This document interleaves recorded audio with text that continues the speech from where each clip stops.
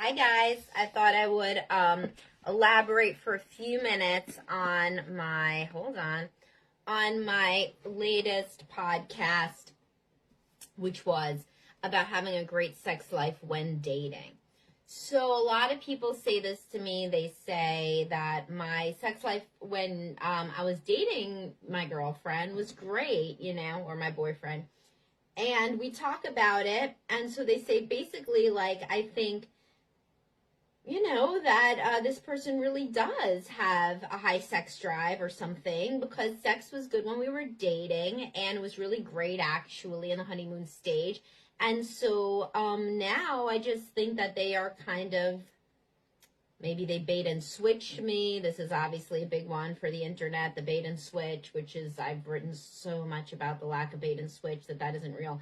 But anyway, they they just say, like, we can get back to that great sex life when dating. Now, a great sex life when dating, and of course I have a podcast on this, so go listen to it. It's the one today that just came out of the Dr. Psych Mom show. Thank you for sending likes. Everybody send likes. I have a few minutes just on this topic. So a great sex life when dating does not mean that you had sex 1 to 2 times a week and the person seemed happy about it. That is not a great sex life. Even 3 or 4 times some weeks, that does not make it a great sex life when dating.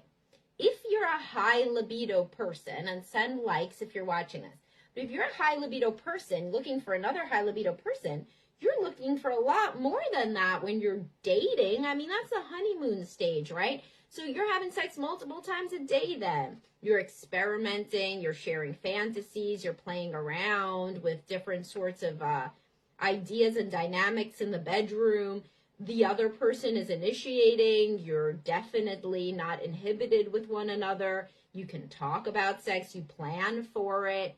It's like, it's something that you're able to speak freely about. It's something that is a big part of how you guys engage. That would be a great sex life when dating. And then your sex life is probably going to decrease less after monogamy than somebody else in a different situation. The different situation is somebody who says they had a great sex life when dating, but what they basically meant was, we were mammals in heat. My low libido partner was in heat, basically. That's what it is for all mammals. And they wanted to have sex a little bit more than they generally would. And they were always in a good mood because they were drunk on new relationship energy. Okay, but now, after monogamy kicks in and that cocktail of hormones fades, of course you're having sex only once a month, because you were only doing it once a week or twice a week during the honeymoon phase. They didn't want to talk about sex then, so they don't want to talk about it now. They didn't have any fantasies then. Some people the woman doesn't even have an orgasm during that stage and doesn't want to learn how and isn't responsive to trying. But because they were willing, to literally just have intercourse because they were happy with you and whatever, and they felt like that was a good thing to do in a relationship, somehow you made up a fairy story in your mind that's a high libido person, because usually that's people with lack of experience that tell themselves that. So my point is, go back. If you're blaming your partner for not having a good sex life now, you need to go back and really think objectively about what it was like in the beginning. Was it ever this thing where you were all exploring and playing and having adventures sexually, where you were able to talk about anything, where, you would spend whole days in bed and hours having sex? That's what a high libido person, that's what their honeymoon stage looks like.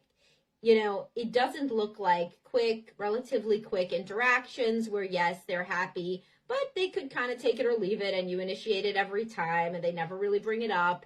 And the focus of all the vacations is sightseeing or hanging out with friends or drinking. There's no sexy getaways. There's no, go in a hotel just to have sex. It's just, sex is very peripheral. If it's very peripheral in the honeymoon stage, it's going to be non-existent after that. And they were, of course, going to be influenced by honeymoon stage hormones. That's as good as it ever got. So then how is it going to transform beyond that later on? So I hope that the podcast where I talk about all this more in depth can be a good wake-up call. And please send me a like if you're watching this. Not to blame your partner for being who they always were. That doesn't mean that they can't try to be their best self with you or they can't learn and grow, but at least you could stop blaming them for not still having a high sex drive. If you go back and you're like, well, shit, that wasn't really a high sex drive from what I'm learning. That was like a low libido person's honeymoon stage. So they've kind of been consistent all along, because that's the majority of people have been consistent all along. Of course, it's better during the honeymoon phase than after, but it's within a ratio.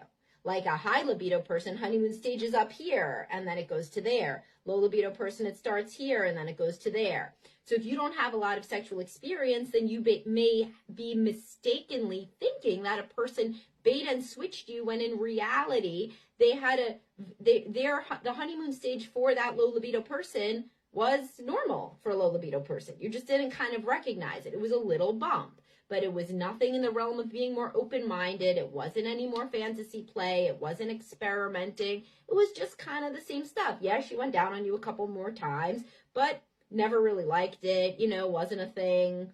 I mean, you got to really be objective before you decide to kind of paint your partner in a bad light. And before you take a victim role and say it was a bait and switch, think about what it really, really looked like in the beginning.